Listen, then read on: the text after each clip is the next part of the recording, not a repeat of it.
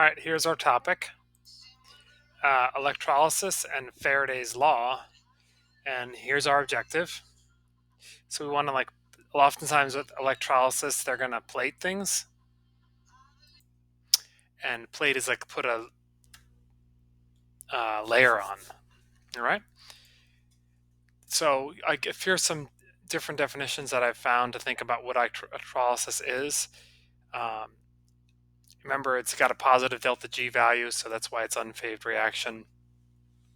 And we got one of the classic reactions you've done with this is splitting water into hydrogen and oxygen gas. All right.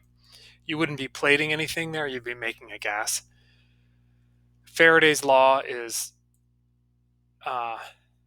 this. Here's two things for it. Basically, the stronger the current you put in there, the more you're going to get out of it. Deposited means to put onto. All right. Here is another way to think about Faraday's law. This is an electrolytic cell. Over time, as the current progresses, the amount of solid that is going to go up. All right, on your that's plated on one of your electrodes. Now, charge is going to have a symbol Q, and it's dependent on current.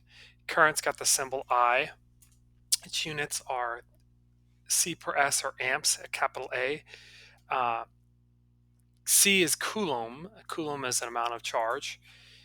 So this is coulombs per second. It's also dependent on time, and that's measured in seconds. Both of these things have a directly proportional relationship with Q, and they all go together into this equation. All right.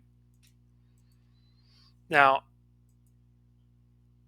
when we get charge, if you remember, charges, we're going to use this to go to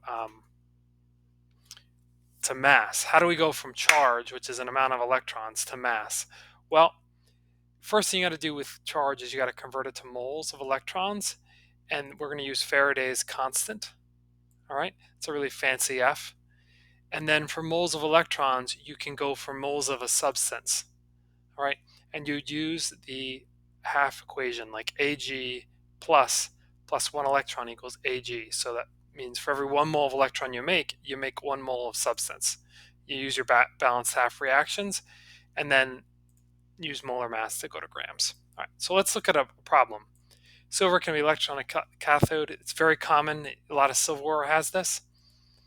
All right, this is the half reaction. We're looking for a way to think about this is as the electrolytic cell goes, and if you got it in silver nitrate solution, some silver is going to be plated onto one of your electrodes. All right.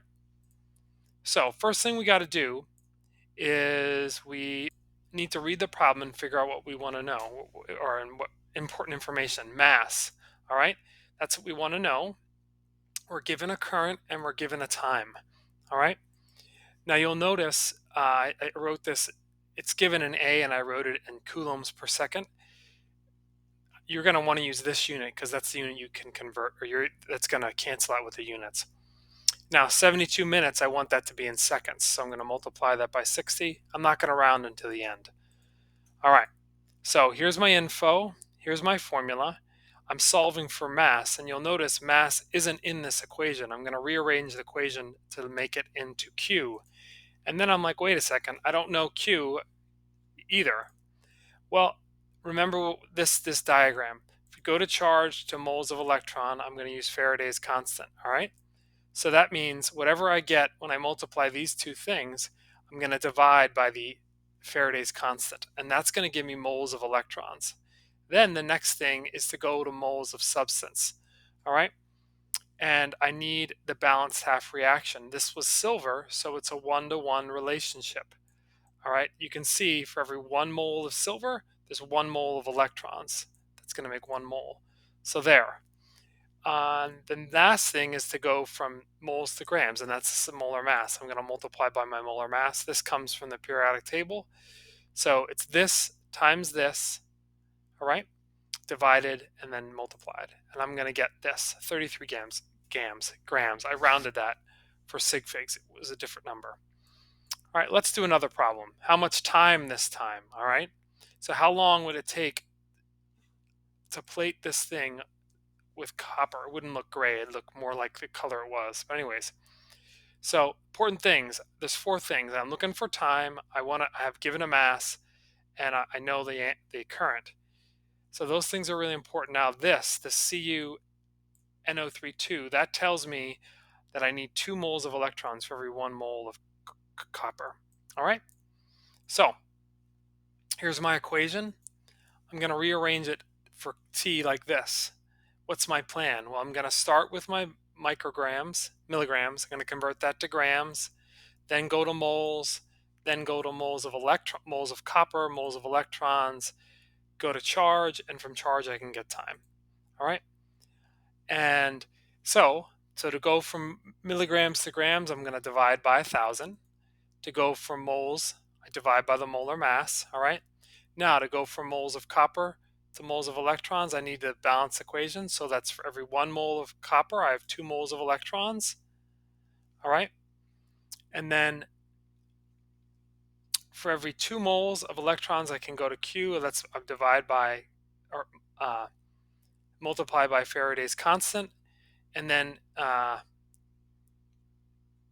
go from charge to time, I would divide by my current, which was 5.6 coulombs per second. And I multiply that all out, and I get this. And this has got, I'm going to want to round it for 2 sig figs, and for 2 sig figs, it's going to be 180. It's right behind there. It's 180 seconds. Oh, there it is. And these both came out of the Tro Chem book. All right. Thank you, and I hope this helps.